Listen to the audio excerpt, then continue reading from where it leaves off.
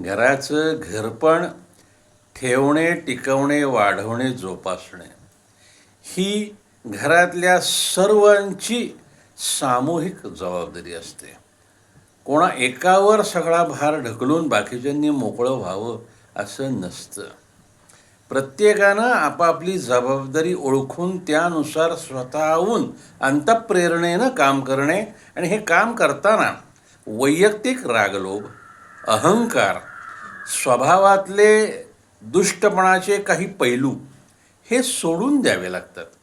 सर्वांची मिळून मिसळून राहणे, एकत्र येऊन काम करणे, एकत्र येऊन विचार करणे आणि एकमेकांबद्दल विलक्षण असा आदर आणि प्रेमभाव असणे, या गोष्टींनी घर तयार होतं ना निव्वळ भिंतींनी. आणि घर हा आयुष्यातला फार मोठा आसरा आहे हे कधी विसरायचं नाही.